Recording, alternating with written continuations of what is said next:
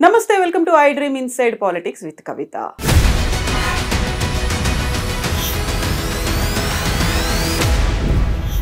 మూసి పునరుజ్జీవం కోసమే చేస్తున్నాను, సుందరీకరణ కోసం కాదు. ఇప్పటిదాకా ఖర్చు పెట్టింది కేవలం 141 కోట్లు మాత్రమే. ఎందుకని అనవసరమైనటువంటి ప్రచారం 1,50,000 కోట్లని బీఆర్ఎస్ ఆరోపణలు చేస్తోంది. ఇదంతా నేను చేస్తోంది రేపటి కోసం, భవిష్యత్తు కోసం అంటూ ఒక సుదీర్ఘమైనటువంటి ప్రెస్ మీట్ పెట్టి మూసికి సంబంధించి వివరాలు అందించారు సీఎం రేవంత్ రెడ్డి. దీంతో క్లారిటీ వచ్చినట్టేనా, ఇంకా డౌట్స్ ఉన్నాయా? మనతో పాటుగా ఉన్నారు మన తెలంగాణ ఎడిటర్ దేవులపల్లి అమర్ గారు. సార్ నమస్తే. నమస్తే, చెప్పండి సార్. మూసీకి సంబంధించి బోల్డ్ అంత ఇన్ఫర్మేషన్ అయితే ఫ్లోట్ అవుతూ వచ్చింది. అది సుందరీకరణ జరుగుతోంది, సుందరీకరణ పేరుతో లూటిఫికేషన్ జరుగుతోంది అనేటువంటి మాట. 1,50,000 కోట్లు అనేది డిపిఆర్ రాలేదని, ఇంకెవరికో పంచి పెట్టడానికి స్కామ్లు జరుగుతున్నాయి ఇందులో అనేది. బట్ నిన్న సుదీర్ఘ ప్రెస్ మీట్, క్లారిటీ వచ్చిందా సార్? క్లారిటీ అంటే ఒకటి మాట్లాడుకోవాలి. ఉమ్మడి ఆంధ్రప్రదేశ్ నుంచే చాలామంది ముఖ్యమంత్రులు మూసీని సరిచేయడానికి ఆలోచనలు చేసినారు. మూసీ ఏమిటి, నిన్న ముఖ్యమంత్రి రేవంత్ రెడ్డి మాట్లాడుతూ ఒక ఇది చెప్పినాడు. ప్రముఖ కవి, జ్ఞాన్పీఠ అవార్డు గ్రహీత సి.నారాయణ రెడ్డి గారు తన 4 కూతుళ్ళకు కూడా నదుల పేర్లు పెట్టుకున్నాడు. నదుల్ని మనం తల్లితో సమానంగా చూస్తాం, ఆరాధిస్తాం, గౌరవిస్తాం. ఎందుకు మూసీ పేరు ఎవరు పెట్టుకోలేకపోతున్నారు, ఎందుకు మూసీ అంత బద్నామైంది అనే దానికి చెప్పాడు ఆయన. నిజంగా కూడా మూసీ పుట్టుక అనంతగిరి హిల్స్లో, అక్కడి నుంచి వచ్చి పారుకుంటూ వచ్చి నగర ప్రవేశం చేసి నగరంలో తిరిగి వెళ్ళి కృష్ణాలో కలుస్తుంది. ఒక అద్భుతమైన నది అది. నిజానికి ఒకప్పుడు మూసీ నది నిజాం కాలంలో, నవాబుల కాలంలో మంచినీటి అవసరాలకు ఉపయోగించినది అది. అట్లాంటిది వాళ్ళు ఒక మురికి కూపంగా మారిన తర్వాత దీన్ని బాగు చేసే ప్రయత్నం గతంలో ఉమ్మడి రాష్ట్రంలో కూడా ముఖ్యమంత్రులు చేసినారు. ఎవరు ఏం చేయలేకపోయినారు. రాష్ట్రం విడిపోయిన తర్వాత ఏర్పడిన తెలంగాణ రాష్ట్ర సమితి ప్రభుత్వం, ఇప్పుడు బీఆర్ఎస్ అయింది, వాళ్ళు మాట్లాడినారు. వాళ్ళు దీని మీద ప్రణాళికలు చేసుకున్నారు, సిద్ధం చేసుకున్నారు. ఏమి జరగలేదు. ఇవాళ రేవంత్ రెడ్డి గారు దీన్ని ఎట్టి పరిస్థితుల్లో నేను బాగు చేస్తా అంటుండే. నిజంగా ఆయన చేయగలిగితే 5 సంవత్సరాలు పడుతుందా, 6 సంవత్సరాలు పడుతుందా దాన్ని క్లీన్ చేయడానికి, దాన్ని ఒక పద్ధతిలోకి తీసుకురావడానికి అనేది ఆలోచించాల్సిన విషయం. కానీ అది చేయగలిగితే మాత్రం ముఖ్యమంత్రి చరిత్రలో నిలిచిపోతాడు రేవంత్ రెడ్డి గారు. ఎంతవరకు సాధ్యం అవుతుంది, ఎంతవరకు అది సహకరిస్తారు, అందరూ సహకరించాలి. ఇప్పుడు ఒకటి, ప్రతిపక్షంలో ఉన్నవాళ్ళు ప్రభుత్వంలో జరిగే తప్పుల్ని ఎత్తి చూపడం, విమర్శించడంలో తప్పులేదు. బీఆర్ఎస్ ఆ పని చేయాల్సిందే. ఇప్పుడు బీఆర్ఎస్ ప్రతిపక్షంలో ఉన్నది. ఇంకా 2 మాసాలు అయితే 1 సంవత్సరం అవుతుంది ఈ ప్రభుత్వం వచ్చి. ఈ ప్రభుత్వంలో ఏమైనా పొరపాట్లు జరుగుతుంటే ఎండగట్టడంలో, విమర్శించడంలో తప్పులేదు. కానీ ఒకేసారి ఈ మూసిదే తీసుకుందాం. 1,50,000 కోట్ల ప్రాజెక్ట్ ఇది. ఇందులో 1,20,000 కోట్లు, 30,000 కోట్లు తినేస్తారు వీళ్ళు అనే మాట మాట్లాడుతున్నారు. అందులో 25,000 కోట్లు ఏఐసిసికి పంపించారు. బీఆర్ఎస్ నాయకులంతా మాట్లాడుతున్నారు. మీరు ఇంతకుముందు మీ ఇంట్రడక్షన్ లో 140 కోట్లే ఖర్చు అయినాయి అని చెప్పినారు. ఖర్చు కూడా కాలే. ఇంకా ఒక 4 కంపెనీల్లో 5 కంపెనీల్లో ఈ ప్రభుత్వం ఎంపిక చేసింది. వాళ్ళను డీటెయిల్డ్ డిపిఆర్ ఇమ్మని అడిగింది, ప్రాజెక్ట్ రిపోర్ట్ ఇమ్మని అడిగింది, డీటెయిల్డ్ ప్రాజెక్ట్ రిపోర్ట్ ఇమ్మని అడిగింది. ఆ ప్రాజెక్ట్ రిపోర్ట్ తయారు చేయడం కోసం ఈ కంపెనీల మీద వెచ్చించే సొమ్ము 140 కోట్లు. ఇంకేం ఖర్చు కాలే, 140 కోట్ల కేటాయింపు జరిగింది అంతే. ఈ ఖర్చు, ఈ 140 కోట్లు ఖర్చు పెట్టి డిపిఆర్ సిద్ధం చేసి దానికి ఒక ఇది ప్రణాళిక తయారు చేసి రోడ్ మ్యాప్ వేసుకున్న తర్వాత అసలు పని ప్రారంభం అవుతుంది.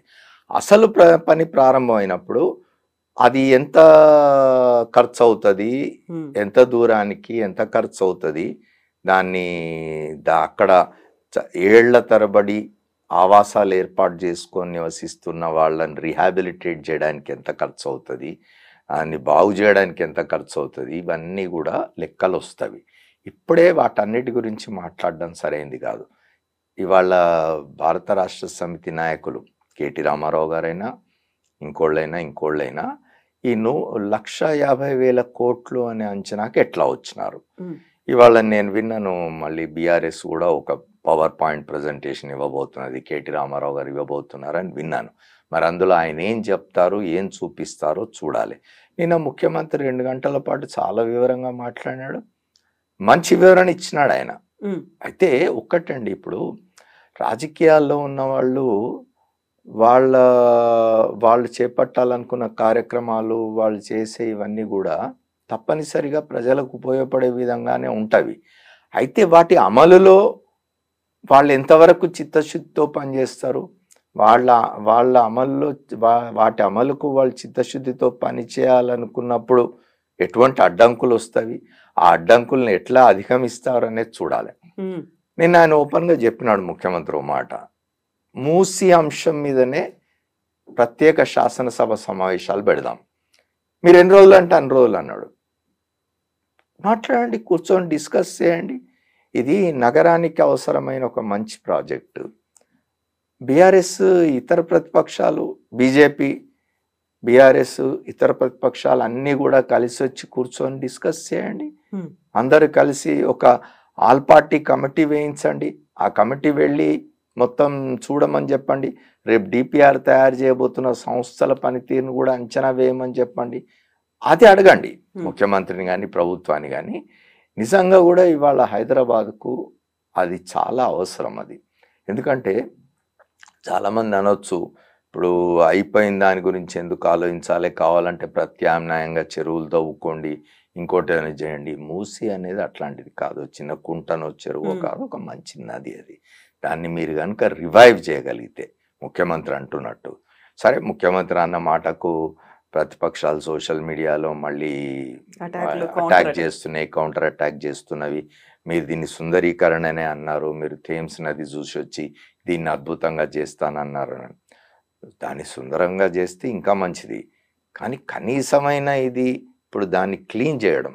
ఇప్పుడు ఒకటండి, చట్టాలు ఎంత లోపభూయిష్టంగా ఉంటావంటే, ఇవాళ మీకున్న హుస్సేన్ సాగర్ కానీ, మీకున్న ఇతర ఉస్మాన్ సాగర్ కానీ, హిమాయత్ సాగర్ కానీ, వీటన్నిటిలో కూడా కాలుష్యాలు పోతున్నాయి చాలా వైపుల నుండి. ఒకటి, మీరు పరిశ్రమలకు అనుమతులు ఇవ్వాలి. పరిశ్రమలు రాకపోతే అభివృద్ధి సాధ్యం కాదు, పరిశ్రమలు రావాల్సిందే. కానీ పరిశ్రమలు ప్రారంభించే వాళ్ళు ఎటువంటి జాగ్రత్తలు తీసుకోవాలి, వాళ్ళని ఎట్లా కట్టడి చేయాలనే దాని మీద ప్రభుత్వాలకు ఒక స్పష్టత ఉండాలి. వాళ్ళకు మనం ఒక పరిశ్రమకు అనుమతిస్తూ ఉన్నప్పుడు ఆ పరిశ్రమ ద్వారా కొంత కాలుష్యం వెలువడే అవకాశం ఉంటుంది, తప్పనిసరి. అది దాన్ని ఎట్లా కట్టడి చేస్తారు, అది ప్రజల జీవితాలకి, ప్రజల ఆరోగ్యానికి భంగం కలిగించని విధంగా ఎట్లా ఉండాలి అనేది ఒకటి సీరియస్గా ప్రభుత్వం ఆలోచించాలి. ఇప్పుడు ప్రభుత్వాల పరిస్థితి ఏమిటి అని అంటే, వీళ్ళు చాలా విషయాలు ఆలోచిస్తూ ఉంటారు, చాలా విషయాల్లో నిపుణులను ఏర్పాటు చేసుకుంటారు, సలహాదారులను ఏర్పాటు చేసుకుంటారు, కమిటీలు వేసుకుంటారు, వాళ్ళ దగ్గర సలహాలు తీసుకుంటారు. కానీ పర్యావరణం విషయంలో మాత్రం జరగదు. మీకు ఇవాళ ఒకటి చెప్పండి, తెలంగాణలో కానీ మన పొరుగు రాష్ట్రం ఆంధ్రప్రదేశ్లో కానీ పర్యావరణానికి సంబంధించిన జాగ్రత్తలు చెప్పే లేదా దాన్ని బాగు చేసే విధంగా మీకు సలహాలు ఇచ్చేవాళ్ళు మీ ప్రభుత్వాల్లో ఎంతమంది ఉన్నారు? పర్యావరణాన్ని రక్షించుకోవడం కోసం అవసరమైన వ్యవస్థ మీకున్నదా? ఉంటుంది. మనకు ఈపీటీఆర్ ఉంది, ఎన్వైరన్మెంట్ దీనికి సంబంధించి. అవన్నీ కూడా నామకే వాస్తేగా ఉండిపోతాయి. ఈపీటీఆర్ హెడ్ చేసే వాళ్ళు ఎవరు ఉంటారంటే, వాళ్ళు ఎవరు ఐఏఎస్ ఆఫీసర్లు అంటే పాపం లూప్ లైన్లో ఉన్నవాళ్ళు, అంటే ప్రభుత్వాల కన్నెర్రకు గురైన వాళ్ళు, లేదా ప్రభుత్వాలు ఇతను ఏదోలే ఉన్నాడు కాబట్టి వాడుకోవాలనుకొని వేసి అప్రాధాన్య పోస్ట్ అంటారు చూడు, అట్లాంటి దాంట్లో అట్లా ఉంటుంది. అక్కడ గట్టిగా నిలబడి ఎన్వైరన్మెంట్ కోసం, పర్యావరణం కోసం చిత్తశుద్ధితోటి సీరియస్గా పనిచేసే వాళ్ళు చాలా తక్కువ మంది పోతూ ఉంటారు. అట్లాంటి ఒక వ్యవస్థ ఏర్పాటు చేసుకోవాలి. మీరు ఏర్పాటు చేసుకుంటే, ఇప్పుడు ఒకటండి, మీరు విదేశాలకు వెళ్ళి చూస్తే, అమెరికా లాంటి దేశాల్లో లేదా ఇతర దేశాల్లో కూడా అక్కడ తుఫాన్లు వస్తాయి. తుఫాన్లకు ఇప్పుడు మన దగ్గర ఒక తుఫాన్ వస్తే మొన్న మీరు ఆంధ్రాలో చూసినారు, విజయవాడ మొత్తం గందరగోళం అయిపోయింది. ఒక 15 నెల రోజులు 2 నెలలు ఇప్పటికి ఇంకా తేరుకున్నట్టు లేదు విజయవాడ పట్టణం. అక్కడ అట్లా ఉండదు. మహా తుఫాన్లకే పేర్లు పెట్టి సెలబ్రేట్ చేస్తారు విదేశాల్లో ఆ తుఫాన్ వచ్చినప్పుడు. అంటే ఆ తుఫాను వల్ల జన నష్టం కానీ, ఆస్తి నష్టం కానీ, ప్రజా జీవితానికి కానీ ఎటువంటి ఇబ్బంది ఉండదు. అట్లాంటి ఏర్పాట్లు చేసుకుంటారు వాళ్ళు. అట్లాంటి వ్యవస్థలు ఉంటాయి వాళ్ళకు. మన దగ్గర ఎందుకు ఉండవు అట్లాంటి వ్యవస్థలు? మనం కూడా ఏం చిన్న ఎకానమీ కాదు కదా మనది. లక్షల కోట్లలో బడ్జెట్లు ఉన్నాయి మనకు. ఉన్నప్పుడు ఇది చాలా ముఖ్యమైనది కదా జీవితంలో. ఎన్వైరన్మెంట్ అనేది, పర్యావరణం అనేది చాలా ముఖ్యమైనది మన జీవితంలో. దానికోసం చేయాల్సిన అవసరం ఉంది కదా. అడ్డగోలుగా మీరు ఇప్పుడు హైడ్రా పెట్టినప్పుడు విమర్శ వచ్చింది.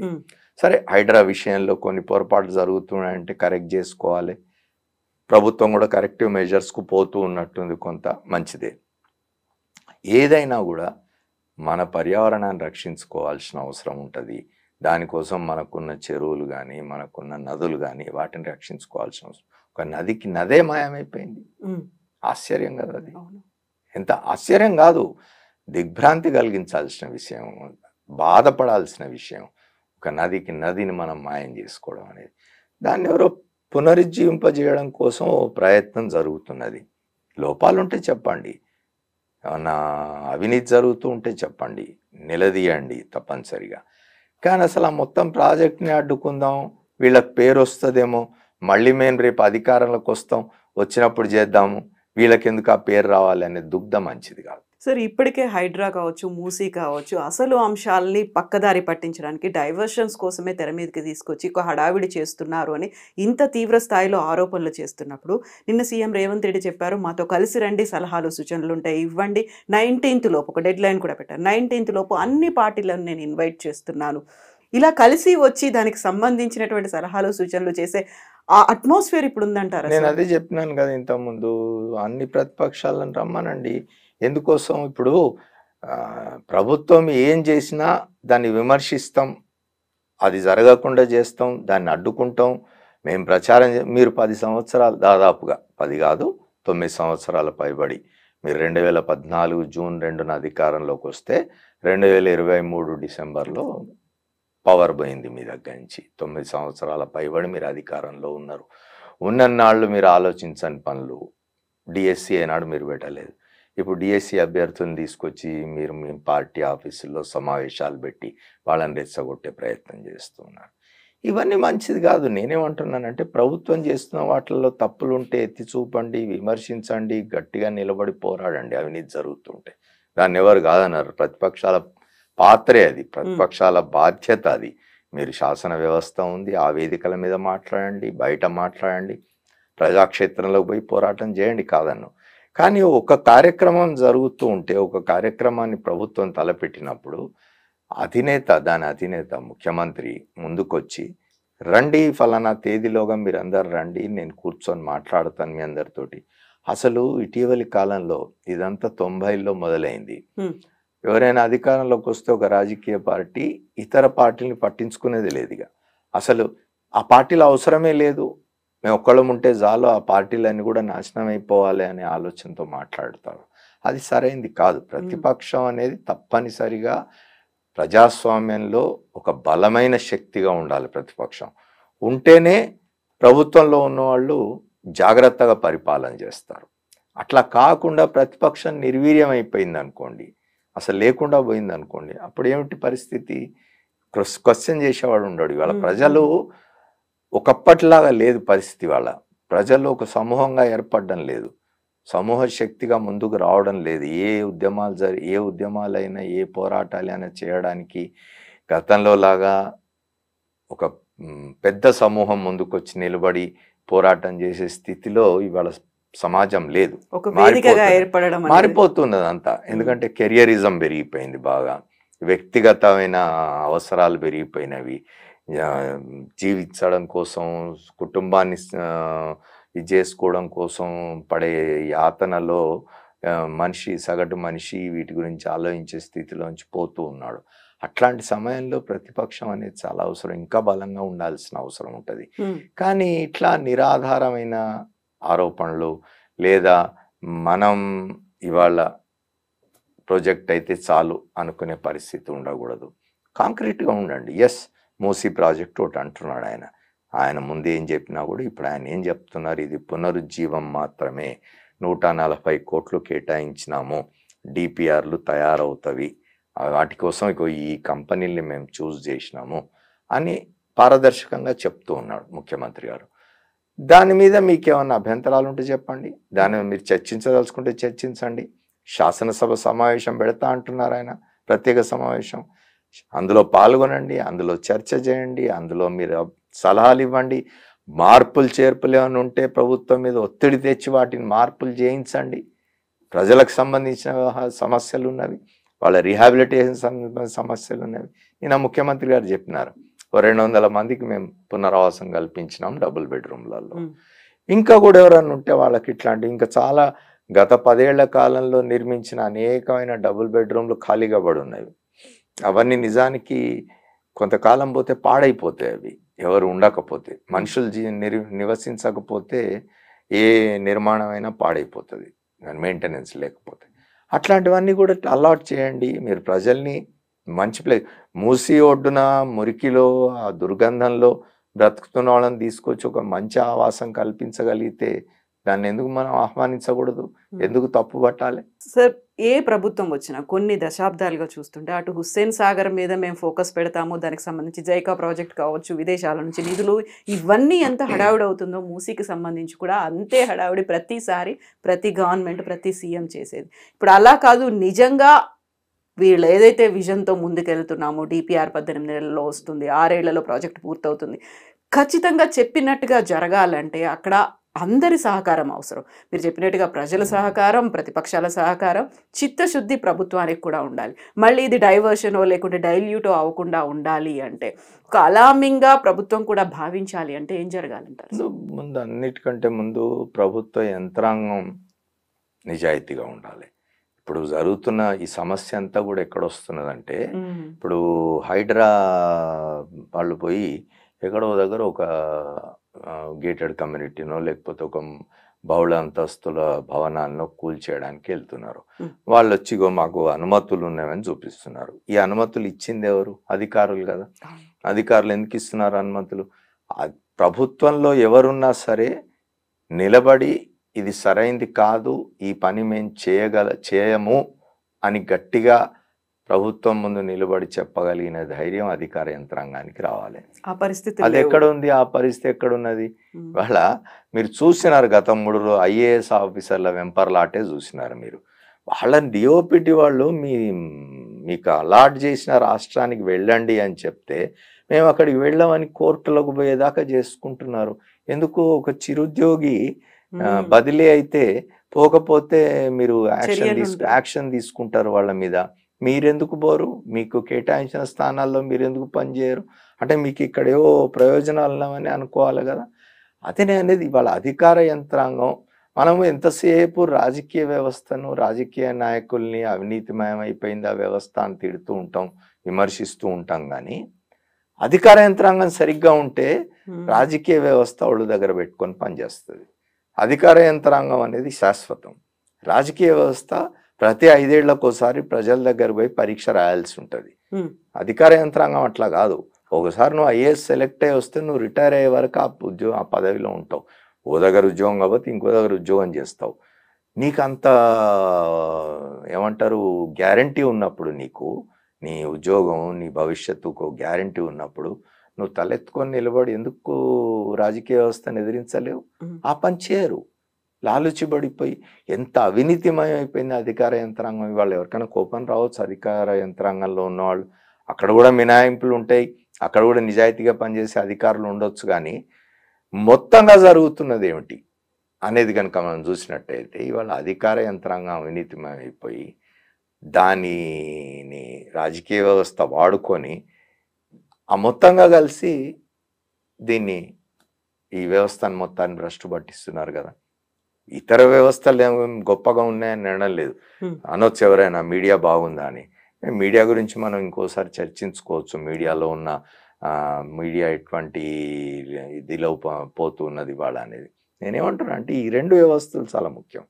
ఇక్కడ ఏ దేశమైనా ఏ రాష్ట్రమైనా ప్రగతి సాధించాలన్నా, ప్రజలు బాగుండాలన్నా రాజకీయ వ్యవస్థ, అధికార యంత్రాంగం ఈ రెండు కలిసి నిజాయితీగా బలంగా ముందుకు పోయి ప్రజల కోసం పనిచేస్తున్నాం అని అనుకోకపోతే రాజకీయ వ్యవస్థ ఒక్కోసారి ఇది చేసినప్పుడు అధికార యంత్రాంగం బలంగా నిలబడాలి, గట్టిగా నిలబడాలి, నిలబడి చెప్పాలి ఇది చేయడానికి వీల్లేదు, ఇది చేయం.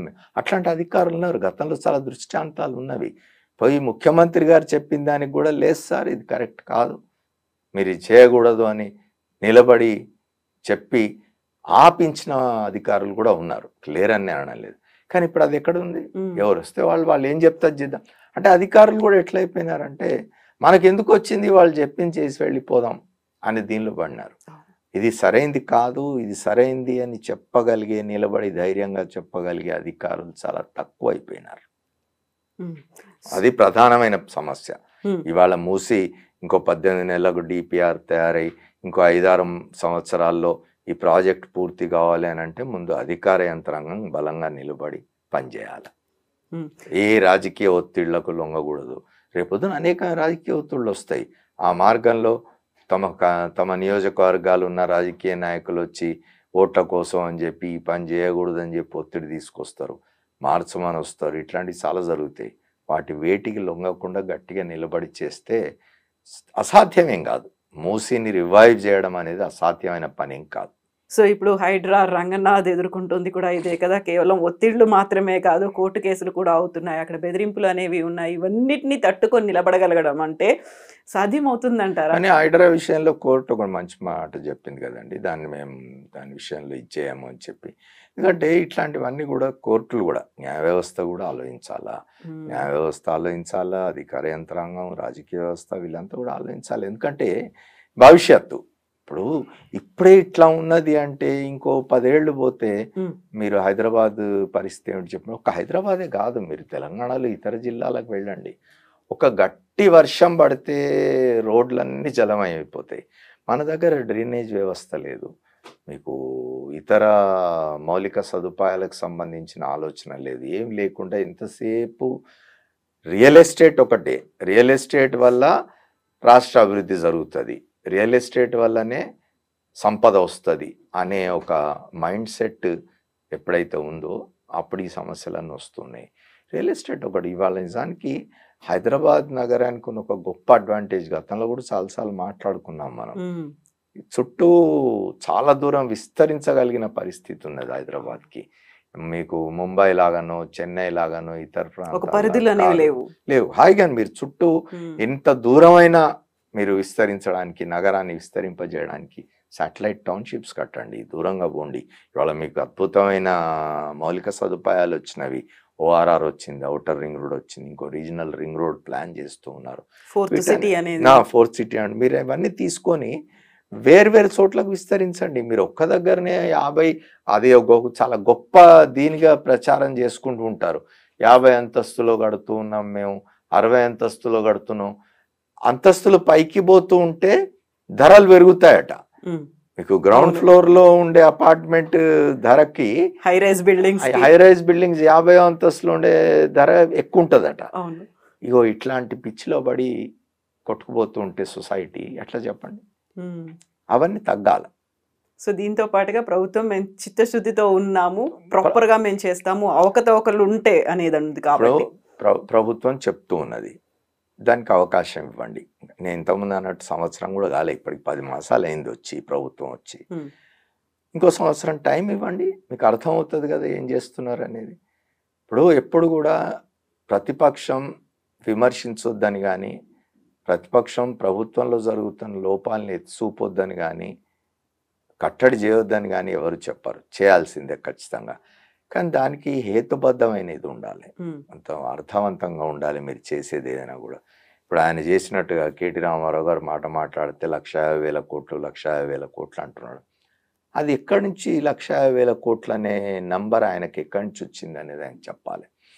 గాలిలో మాట్లాడడం సరైనది కాదు. మీరు బాధ్యత గల ప్రజాప్రతినిధులు, మీరేమి ఇప్పుడు కొత్తగా రాజకీయాల్లోకి రాలేదు.